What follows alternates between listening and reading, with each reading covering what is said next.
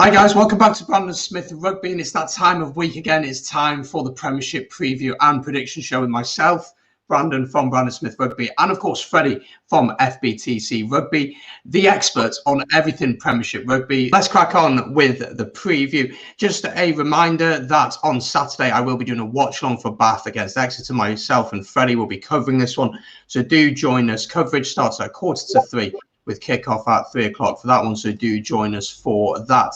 But let's crack on with the games then. So the first game of the weekend is your team, Freddie, Leicester, hosting London Irish. Last weekend then for Leicester, you lost against Bristol, only managed to get 3 points. Bristol obviously got 17 points.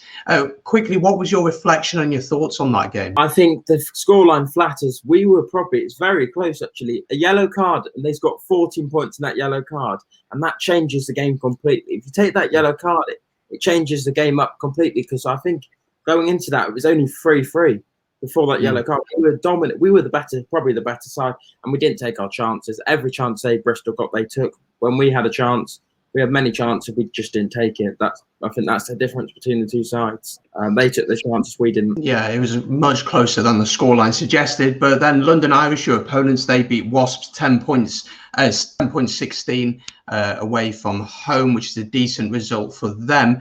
Let's take a look then at the Leicester team for the weekend. That's been announced already just before we started recording. So it is out now. So I'll go through it from the backs to the forwards. So starting out fullback, we've got Freddie Stewart with Cobus van Vick at wing, alongside Matthias Maroney, Matt Scott and are the centres. Guy Porter is the other winger. So the halfback pair is Zach Henry and Richard Wigglesworth. So a lot of experience with Richard Wigglesworth.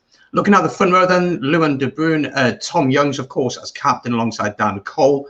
Callum Green and Thomas Lavanini are the logs, with Harry Wells, Tommy Reffel and Kyle Brink completing the forwards. Freddie, your thoughts on that team going against Irish? What do you think of it? We are missing a lot of players. We're missing Weezo, and I don't know if some of your content knew the Montoya. That's been since he's been phenomenal at hooker, and it's just what we needed. We are missing a lot of players. England contingent. But see, it's a very strong team. We've rested a lot, and last week we rested a lot of players. But I think it'll be very close, and I think it's interesting. London Irish don't like to go. They don't do so well against teams that are very physical, and that's what we are. That brings me a bit more confidence. But when they play against teams that like to play, they're much better. Let's take a look then. This is the Irish team taken to the field against Leicester. So going from the backs, once again, Parton, Loader and Collins are the back three, with Rona, Hepetema are the centres, with, of course, Paddy Jackson at 10 and Nick Phipps at 9. The front row then, you have Clark, Creevy, a lot of experience in Creevy, and we spoke about the importance of him over the past few weeks, with Chawatama as well in the front row. Maffey and Simmons then are the locks, with Rogerson, Tuisi and Cohen then completing the pack. That team's going to look to play, isn't it? They want to throw the ball about, but do you think they'll be able to do it against you? You speak about the physicality.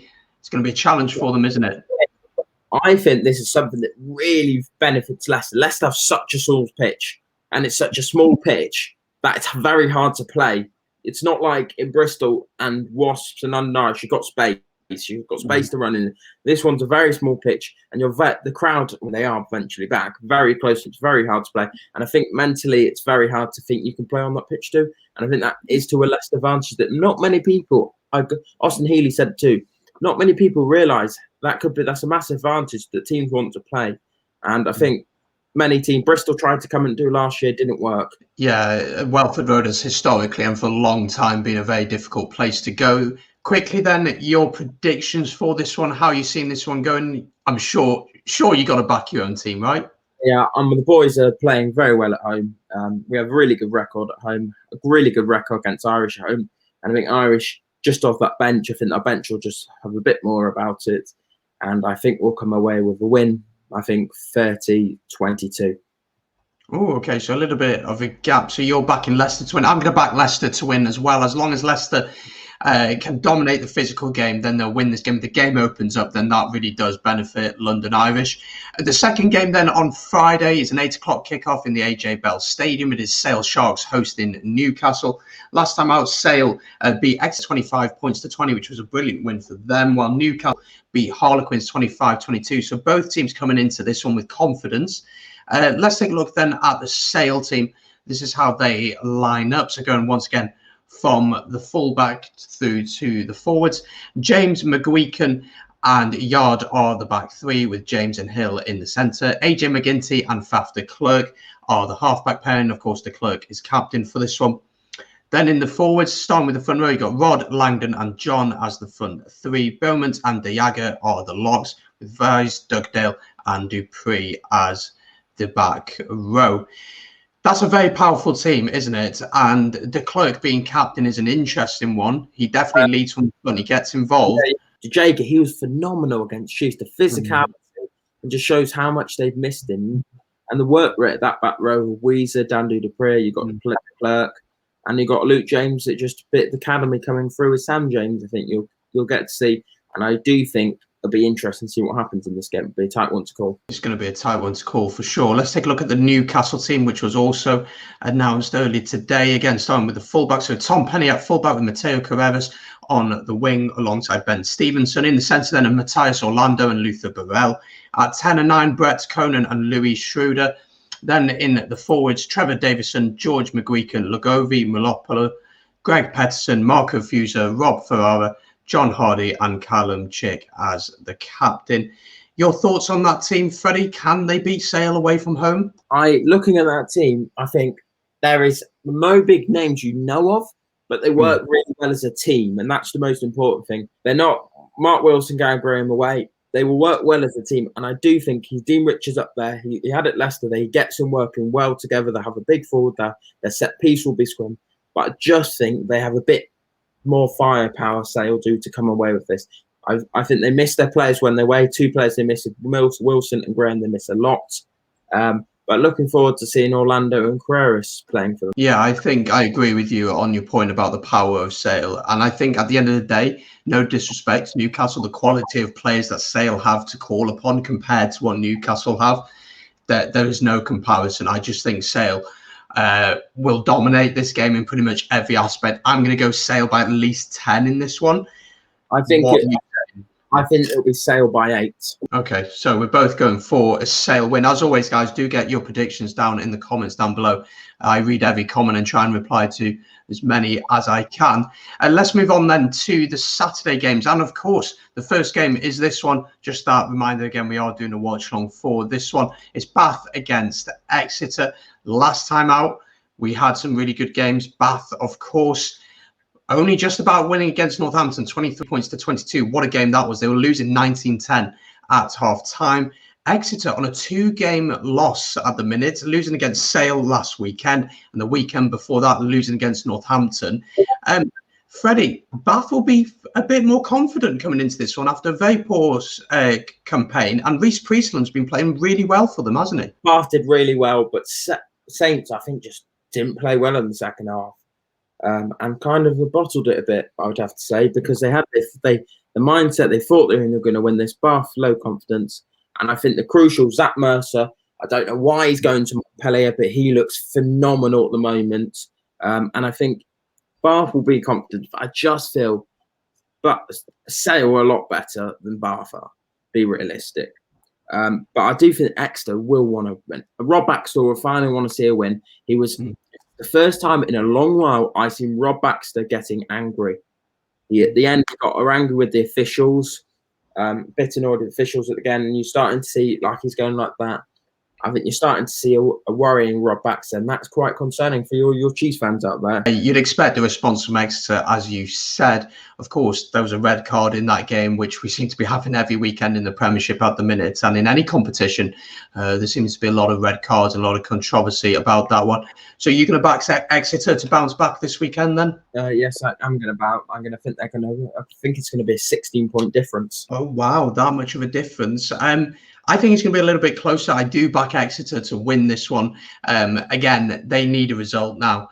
Let's head on to the next game then. Same time of kickoff. It is Wasps hosting Gloucester. Last time out, Wasps lost against Harlequins, 10 points to 16. While Gloucester, they played against Worcester and they won that one. A big win for them, 22 points to 14. They are lucky there's no relegation this season. But how do you see this one going? Who are you backing and what are going to be the key areas in this game, do you think? No, this game against Wasps is going to be really tough for them. And as you said, Louis Rees-Sam, it really gives them that spark and they're really missing that at the minute. So you're going to back Wasps in this one. I'm also going to back Wasps. By how much are you saying this one? I think Wasps could not run away with it, but it could be a 10 to 15 point gap.